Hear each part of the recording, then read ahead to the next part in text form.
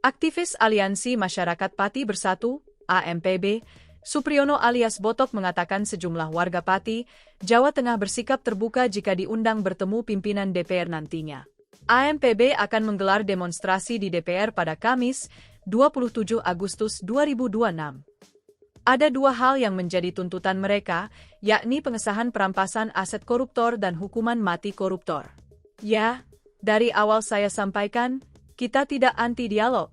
Kalau kita diajak diskusi dan sesuai dengan harapan kami, kata Botok kepada wartawan di depan gerbang utama Kompleks Parlemen, Senayan, Jakarta, Senin, 24 Agustus 2026. Botok menekankan, AMPB akan memastikan pimpinan DPR menepati janji mereka terkait pengesahan RUU perampasan aset. Misalnya, kata Botok, kepastian itu dapat diusahakan melalui perjanjian tertulis pimpinan DPR dengan masa aksi. Menurutnya, perjanjian tertulis dibuat sebagai jaminan. Seperti contoh kemarin ada di medsos, media sosial, bahwa pengesahan RUU perampasan aset, koruptor yaitu kan maksimal Desember ya di medsos. Oke, tapi kita minta surat pernyataan resmi secara tertulis biar kita tidak dibohongi lagi. Oke, misalnya RUU perampasan aset akan disahkan sebelum Desember, kita minta secara tertulis kepada pihak-pihak. Jelasnya. Ia mengatakan, AMPB tidak menyurati pimpinan DPR hingga saat ini. Meski demikian, setiap kelompok gerakan memiliki cara yang berbeda-beda. Baca juga, AMPB disebut mengungsi, ISES, polisi gagal bangun rasa aman warga sampaikan aspirasi. Menurut Botok, hal terpenting adalah menjaga aksi 27 Agustus 2026 berjalan dengan damai dan kondusif. Ya, gerakan itu kan tergantung masing-masingnya. Kalau kita kan punya cara lain lah ya.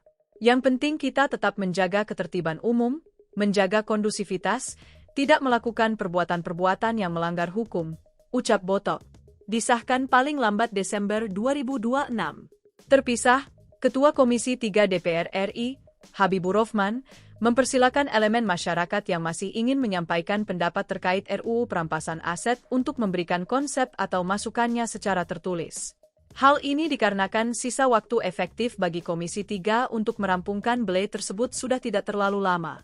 Karena waktu tersisa sudah tidak terlalu lama lagi, jika masih ada masyarakat yang ingin menyampaikan pendapatnya bisa dilakukan dengan menyerahkan konsep secara tertulis, kata Habibur Rahman kepada wartawan, Selasa, 25 Agustus 2026.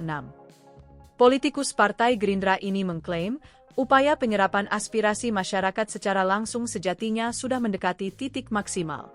Sejauh ini, Komisi 3 telah menggelar 35 kali rapat dengar pendapat umum, RDPU, melakukan 3 kali kunjungan kerja ke daerah, serta menerima masukan tertulis dari puluhan elemen masyarakat.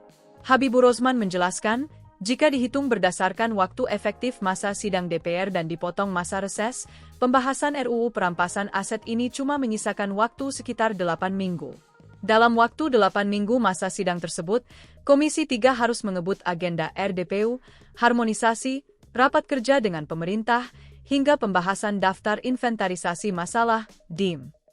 Selanjutnya, Komisi 3 akan melakukan pengesahan tingkat pertama, hingga akhirnya dibawa ke pengesahan tingkat kedua di rapat paripurna pada bulan Desember 2026.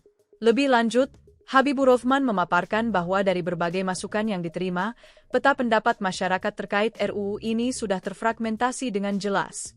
Sebagian besar masyarakat menyatakan dukungan penuh agar RUU perampasan aset segera dibentuk. Namun di sisi lain, publik juga menekankan pentingnya kecermatan dalam menyusun pasal per pasal. Sebagian besar masyarakat sangat mendukung pembentukan RUU perampasan aset dan sebagian besar masyarakat juga mendukung agar RUU perampasan aset disusun secara cermat sehingga menghilangkan potensi korupsi dalam pemberantasan korupsi berupa penyalahgunaan kekuasaan oleh aparat penegak hukum, imbuhnya. Habibur Rahman memastikan RUU perampasan aset akan disahkan paling lambat pada rapat paripurna DPR RI bulan Desember 2026. Komisi 3 terus mempercepat pembentukan RUU perampasan aset dan dipastikan disahkan paling lambat saat rapat paripurna DPR RI bulan Desember 2026, kata Habibur Rahman.